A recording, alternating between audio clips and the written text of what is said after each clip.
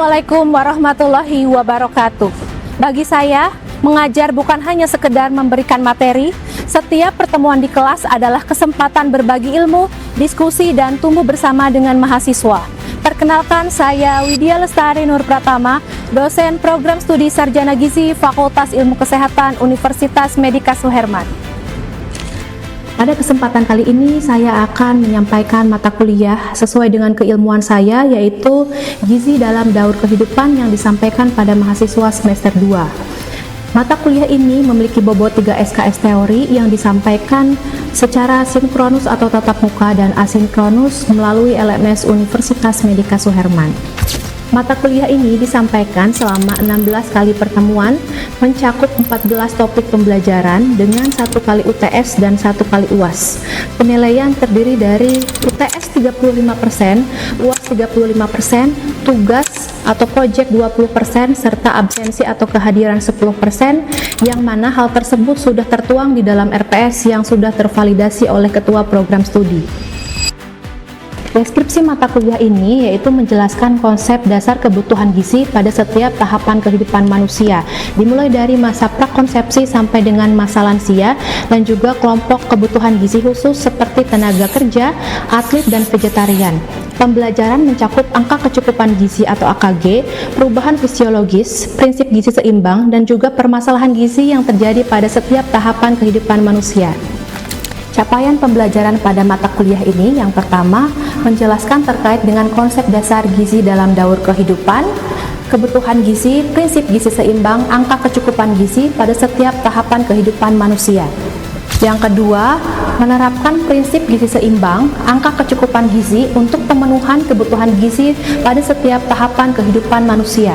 Yang ketiga, menganalisis kebutuhan gizi, perubahan fisiologis, dan juga berbagai permasalahan gizi yang terjadi pada setiap tahapan kehidupan manusia dan juga kelompok kebutuhan gizi khusus. Yang keempat, menyusun pemenuhan kebutuhan gizi sesuai dengan prinsip gizi seimbang, angka kecukupan gizi, serta karakteristik pada setiap tahapan kehidupan manusia. Proses pembelajaran dilakukan dengan kuliah interaktif, diskusi kelompok, studi kasus, dan juga proyek, sehingga mahasiswa dapat berpikir kritis, analitis, dan juga pemecahan masalah. Pada kesempatan kali ini, saya akan menyampaikan mata kuliah dengan topik pembelajaran pertemuan ke-7, yaitu gizi pada balita. Selanjutnya, mari kita simak cuplikan video pembelajaran yang saya lakukan berikut ini. Assalamualaikum warahmatullahi wabarakatuh. Selamat pagi semuanya. Waalaikumsalam warahmatullahi wabarakatuh. Gimana kabarnya hari ini? Alhamdulillah, baik Ibu. Oke, sesuai kontrak mata kuliah gizi dalam daur kehidupan, jadi hari ini Ibu akan menyampaikan materi pertemuan ke-7 ya, mengenai gizi pada balita. Sebelum memulai kuliahnya hari ini, Ibu minta PJ dari mata kuliah ini untuk pimpin doa dulu ya, silahkan. Sebelum memulai perkuliahan, alangkah baiknya kita berdoa. Berdoa dalam hati dimulai. Berdoa dicukupkan. Oke, terima kasih kepada Risa ya yang telah pimpin doa pada hari ini.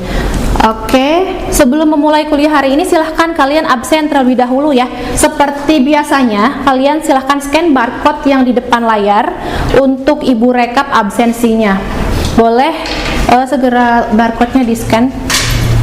Sudah semua ya? Oke, sebelum lanjut ke materi pertemuan ke-7, Ibu ingin review materi dulu. Pertemuan minggu lalu kita materinya terkait dengan gizi pada bayi ya. Ada 3 sub pokok bahasan di situ. Ada 1000 HPK, kemudian ada ASI eksklusif, dan juga ada terkait dengan MPASI.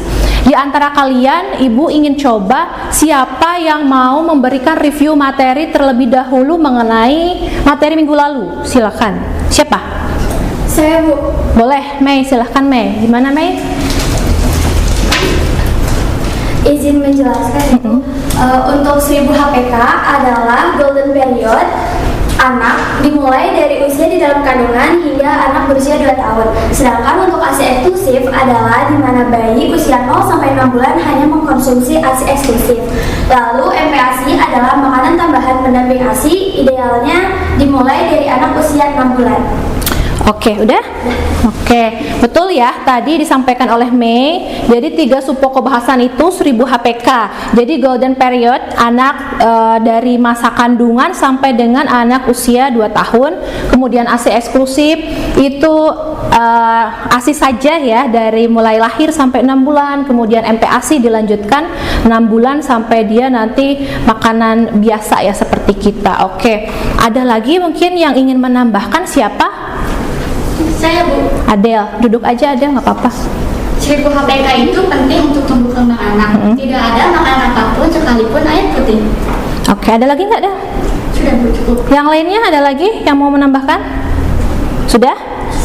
Oke, cukup ya. Kalau sudah, nah, oke, pertemuan ke-7 ini ya, ada tujuan pembelajarannya. Oke, seperti biasa RPS-nya Ibu sudah submit di LMS ya, di e-kampus, atau kalian nanti bisa barcode RPS-nya melalui link PPT yang Ibu berikan.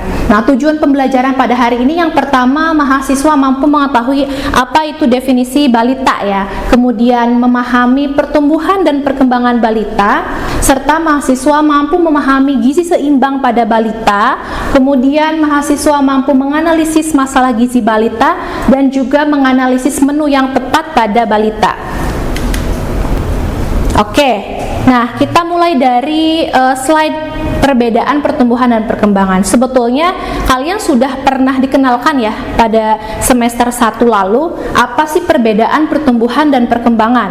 Nah, pertumbuhan dan perkembangan ini intinya itu kita bisa lihat dari gambar ya, kalau pertumbuhan itu dia bersifatnya kuantitatif, jadi bisa terukur, ada angkanya. Contohnya si anak waktu usia 6 bulan misalnya tinggi badannya 70, nanti diukur lagi ketika 2 tahun dia udah meningkat 100 atau 100 lebih ya.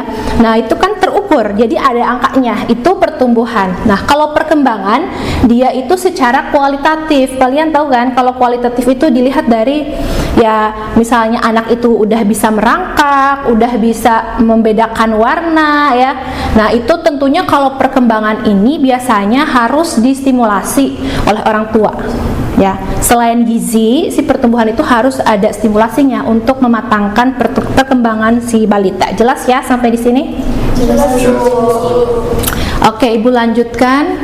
Oke, ini definisi balita. Kalau minggu lalu itu bayi ya. Bayi itu kan sampai usia 2 tahun.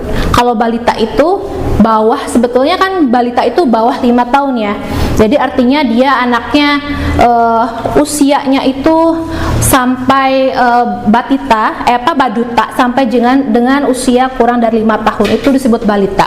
Bagaimana perkembangannya? Perkembangannya itu ada perkembangan kognitif, bahasa, kemudian sosial emosional, dan juga perkembangan fisik dan juga motorik. Jadi kita perlu lihat, misalnya kalian nanti sebagai ahli gizi atau ketika kalian magang ya PKL di puskesmas, itu kan ada ke posyandu atau ada konseling ya. Biasanya datang tuh ibu dan balitanya. Nah, kita juga sebagai gizi tidak hanya memberikan rekomendasi makan, tapi kita juga harus lihat bagaimana sih perkembangannya. Itu kan biasanya ibu tanya, Bu, ini perkembangan anak saya gimana? Bagus apa enggak? Nah, kalian perlu tahu tuh perkembangan kognitif, checklistannya apa aja gitu ya. Untuk anak balita itu minimal ya kognitif, mulai keterampilan berpikir dan pemecahan masalah, bisa membedakan warna. Ini warna putih, warna hitam, warna merah, itu udah bisa ya. Kemudian perkembangan bahasa, gimana dia sudah jelas artikulasinya apa belum gitu. Kemudian perkembangan sosial emosional dan juga fisik dan motorik. Jadi ada beberapa checklistan yang harus ada pada anak balita. Nanti ketika tidak ada, kalian bisa rekomendasikan selain stimulasi dengan asupan gizi, bisa juga stimulasi orang tuanya agar masukkan anaknya ke klinik tumbuh kembang kalau misalnya ada checklistan tumbuh kembangnya yang tidak sesuai dengan seharusnya gitu ya. Oke, selanjutnya prinsip gizi seimbang. Oke, gizi seimbang ini kalian pada umumnya sih sekarang itu sudah bukan lagi 4 sehat 5 sempurna ya. Jadi perlu kalian tahu bahwa sekarang itu prinsip gizi seimbang yang diterapkan oleh Kemenkes ya.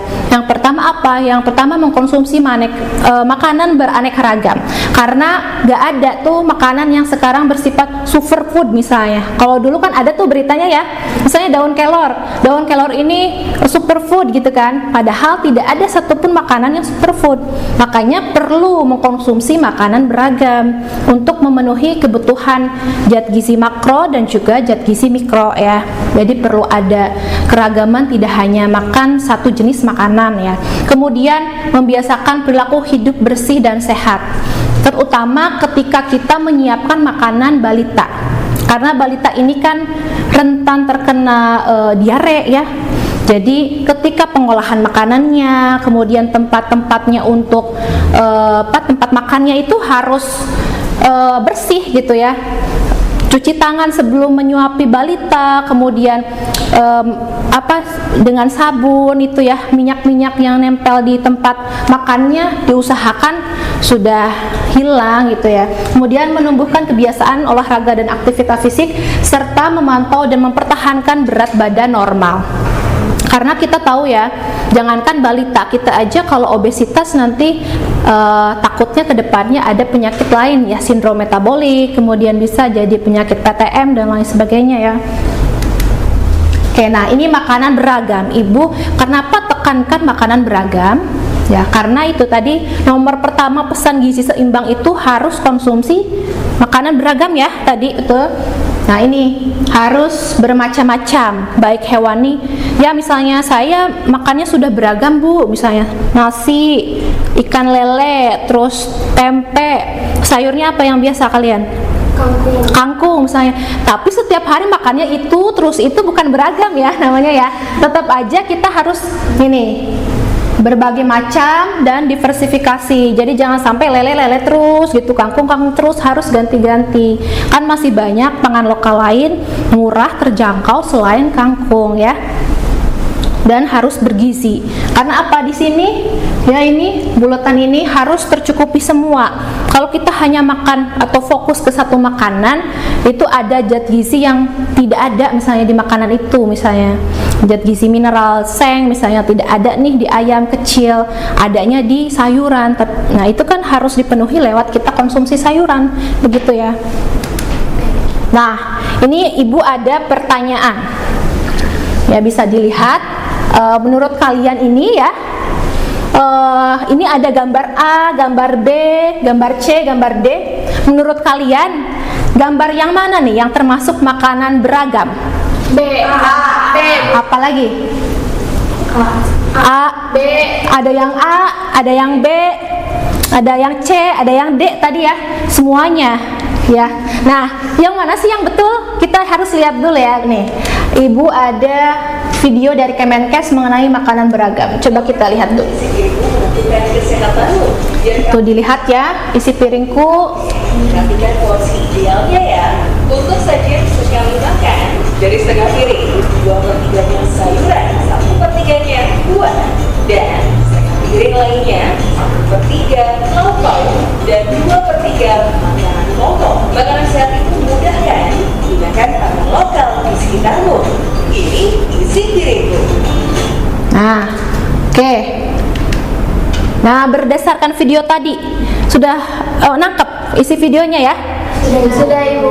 Nah, menurut kalian yang mana yang betul gambarnya? Yang A. Coba boleh Fajriah, kenapa pilih A? Alasannya Di apa? gambar A itu udah ada sayuran, itu serat, terus karbohidrat nasi, ada sumber protein hewani dan nabati. Sedangkan di gambar B itu tidak ada sayurannya Ibu. Kalau gambar C, ada nggak sayurannya ini? Itu ada Tapi sedikit ya, nggak menggambarkan.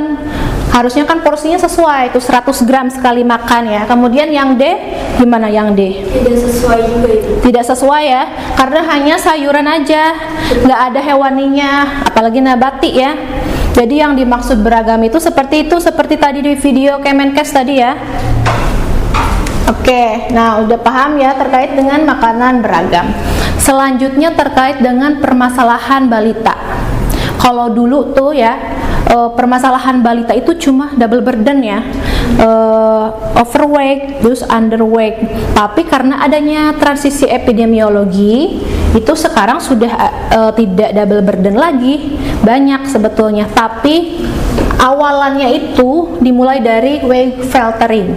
Jadi si anak itu tidak meningkat berat badan 2-3 kali berturut-turut ya. Setiap ke posyandu, dia misalnya bulan 1 ke posyandu nih, naik berat badan harusnya 200, tapi ini 100. Artinya kan nggak naik ya. Kalau kita lihat di gizi masyarakat ya, mata kuliah ilmu gizi dasar itu ada KMS yang kalian pernah belajar ya. Ada KMS kan, itu ada standar berat badan naik itu berapa, 100, 200 tiap bulan. Si anak bulan pertama ke posyandu nggak naik sesuai dengan rekomendasi. Balik lagi bulan kedua, datang lagi ke posyandu, oh ternyata nggak naik juga. Bulan ketiga nggak naik juga, itu udah weight faltering. Itu kita harus aware ya, harus segera ditangani, karena kalau tidak akan jadi underweight, kemudian wasting, akhirnya jadi stunting. Makanya sekarang pemerintah tuh fokus ke stunting, dan bahkan risiko-risiko stunting seperti weight faltering, underweight, wasting, dan juga stunting ini itu ditangani sekarang oleh ini ya, dimulai dari ada PMT. Pemerintah memberikan program PMT pada posyandu. Bahkan sekarang PMT itu direkomendasikan, kalau dulu kan kacang hijau, puding, sekarang direkomendasikannya apa? Telur, terus olahan puding tapi pakai telur putih ya. Jadi ada protein hewaninya, karena fungsinya untuk menambah kebutuhan energi ya, kebutuhan energi pada balita gitu. Apalagi penelitian ibu juga terkait dengan stunting, itu beberapa kali intervensi pemberian makan pada balita stunting gitu ya. Nah itu sangat didukung karena fokusnya untuk memberantas terkait dengan permasalahan balita gitu ya. Jelas sampai di sini? Jelas Ibu. Oke, lanjutkan ya. Oke, ini ada gambar terkait dengan isi piringku ya, makanan berangkat. Ini sudah digambar di depan, ada 3. Ada untuk anak 6-23 bulan, untuk orang dewasa, dan untuk porsi balita 2-5 tahun. Kelihatan bedanya? Garis-garisnya itu tuh, ada yang ungu, hijau, oranye, terlihat ya? Terlihat Ibu. Oke, nah yang kita fokusnya ke balita karena hari ini balita ya 2-5 tahun. Ini lihat yang makanan pokok itu harus 35%, terus lauk pauk 35%, dan juga sayur dan buah 30%. Kenapa? Karena si balita ini dia masih membutuhkan protein hewani dan juga ini ya untuk meningkatkan energinya dibandingkan sayur dan buah. Nah, kalau dilihat di sini ada nggak yang mau mencontohkan menu untuk balita sesuai dengan isi piringku? Siapa Dea mau? Ya. Boleh Dea.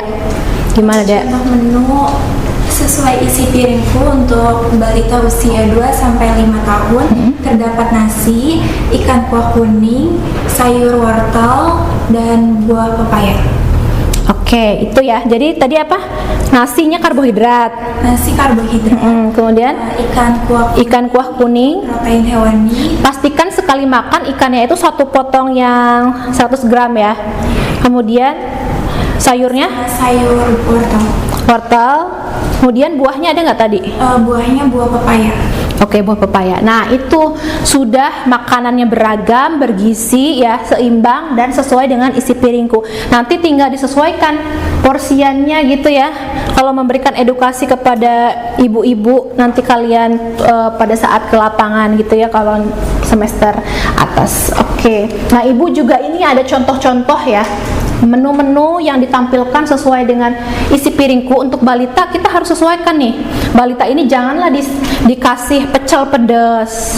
Ya, pecelnya nggak pedas dan sayurannya pun jangan terlalu keras. Ya, misalnya sayurnya bayam, wortel boleh ya, kacang panjang, tapi yang bisa dikonsumsi balita itu nggak harus kunyah beberapa kali gitu, karena kita harus sesuaikan ya.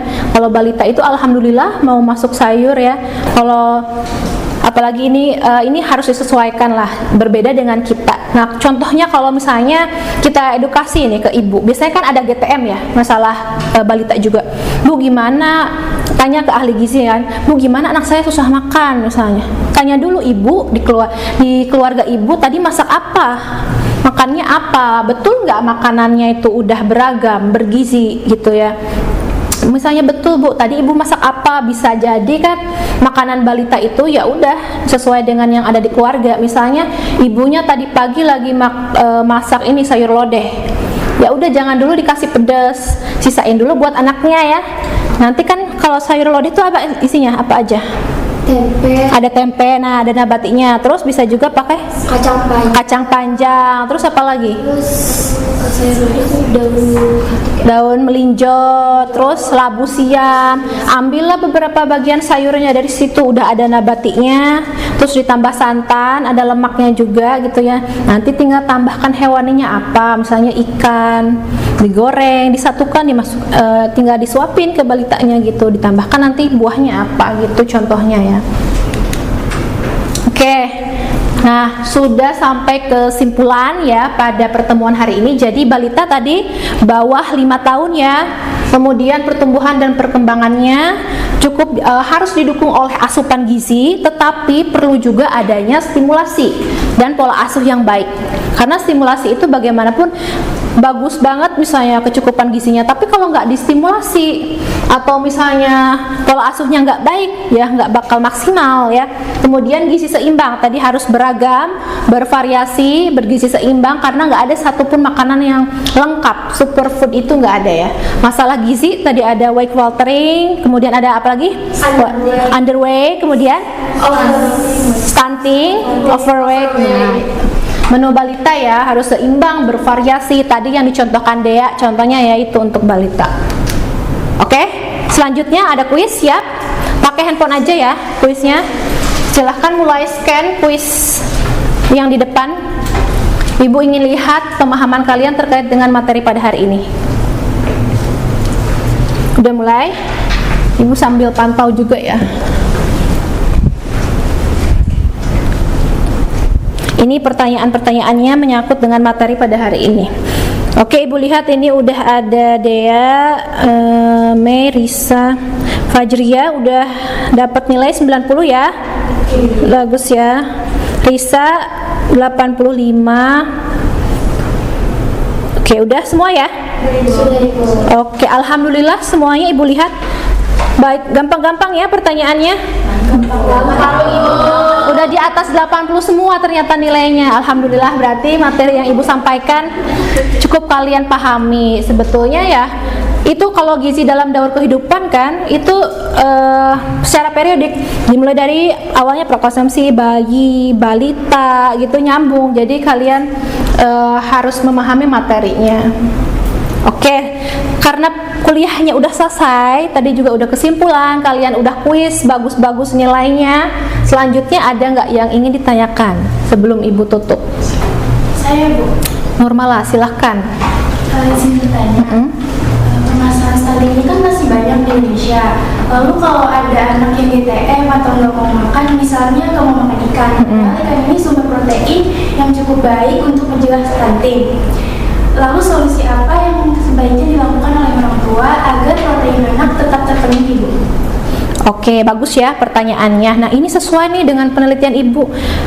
Penelitian PKM semuanya terkait dengan stunting. Jadi stunting ini masih menjadi fenomena ya, problem balita yang jadi fokus pemerintah juga. Memang banyak sekali masalah-masalah tuh di masyarakat ya. Bu, anak saya nggak mau makan. Itu udah besar banget masalahnya. Tapi kalau yang normal itu kan tanyain gimana sih, mungkin punya ponakan atau tetangga ya nggak mau makan ikan, padahal ikan itu paling gampang gitu ya. Gimana caranya? Memang ada anak yang mungkin trauma ya terhadap ikan, mungkin ada. Nah, solusinya coba berikan informasi kepada ibunya normal. Ibu bisa variasikan menunya dengan menu lain tapi tetap bahannya ikan. Misalnya variasi olahan ikan lele, bakso ikan lele ya, misalnya sosis ikan lele, dan nugget itu juga bisa ya dari ikan lele yang lokal aja, ikan lele, patin, bandeng Bandeng yang ada di Bekasi ya, karena kan harganya murah, mudah terjangkau dari akses pangan. Sama juga kemarin juga penelitian ibu kan 2 tahun tuh. Yang pertama ibu berikan pemberian makan kepada balita itu makanan aja, ikan digoreng, ikan kuah kuning, bener kelihatan masih ikan kelihatan ya. Tapi pada saat evaluasi Monef itu ternyata balita nggak banyak yang habis makan itu tuh. Kenapa? Pas ditanya ke orang tuanya, kenapa Bu kok nggak habis? Apa ternyata anaknya mungkin udah bosan karena intervensinya 60 hari 60 hari diberikan itu terus ya digoreng ini bolak-balik itu tetap. Jadi anaknya nggak mau. Akhirnya evaluasi itu waktu dapat lagi penelitian yang tahun kedua, ibu berinovasi, berikan variasi, misalnya lele dijadiin bakso, sosis, ya nugget dan lain sebagainya. Alhamdulillah evaluasinya meningkat konsumsinya, artinya kan variasinya tidak membuat anak jenuh ya, karena namanya anak kecil kita perlu berkreasi.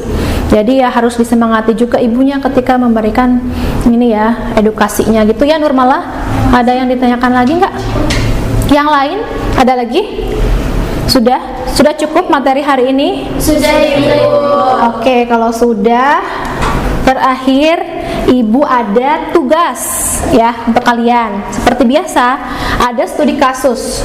Hari ini kita tugasnya berupa studi kasus. Di sini Ibu sudah sampaikan identitas balita, kemudian riwayat makan dan riwayat perkembangannya. Tadi materi yang Ibu sampaikan dari awal sampai akhir, silahkan kalian analisis dulu studi kasusnya seperti ini ceritanya. Gimana sih riwayat identitas balita? Berdasarkan identitas balita, berat badannya segini, tinggi badannya segini. Menurut kalian sebagai ahli gizi gitu ya, itu bagaimana? Apakah anak ini termasuk dengan kategori permasalahan gizi apa tidak gitu ya? Kalian analisis ya. Nah ini silahkan nanti lihat-lihat referensi, boleh dari penelitian ibu, buku-buku atau pedoman gizi seimbang atau jurnal-jurnal lainnya.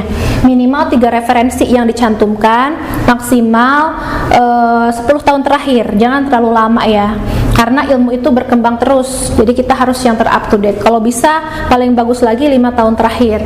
Kemudian dikumpulkan, silahkan panduan tugasnya juga sudah Ibu upload di kampus ya, di LMS Universitas Medika Suherman. Batas waktunya maksimal 30 Juli sebelum UAS ya, jamnya jam malam gitu. Jelas mengenai tugas ini? Ada yang ingin dikonfirmasi atau didiskusikan atau ditanyakan? Ya, gimana Risa? Untuk tugasnya itu individu atau kelompok Bu? Nah, kalau tugasnya ini individu ya, jadi kalian silahkan analisis sendiri-sendiri. Pasti dia beda-beda tuh. Menurut Risa atau Adel, pasti pemikirannya beda gitu ya. Makanya kalian harapannya nanti bisa berpikir kritis, analitis ya, pemecahan masalah ini seperti apa gitu. Gitu Risa, sudah jelas? Sudah jelas Ibu. Oke, kalau sudah, yang lain ada lagi? Tidak ada Ibu. Oke, kalau tidak ada, sudah selesai ya kuliah hari ini. Alhamdulillah. Ibu tutup. Ya, terima kasih atas antusiasnya kehadirannya hari ini. Semoga bermanfaat. Nanti kita ketemu lagi minggu depan ya untuk kuliah selanjutnya. Assalamualaikum warahmatullahi wabarakatuh. Waalaikumsalam warahmatullahi wabarakatuh. Terima kasih banyak Ibu. Demikian pengajaran yang saya lakukan. Semoga setiap ilmu yang saya sampaikan memberikan manfaat dan setiap proses pembelajaran yang diberikan dapat membawa kebaikan untuk kita semua. Wassalamualaikum warahmatullahi wabarakatuh.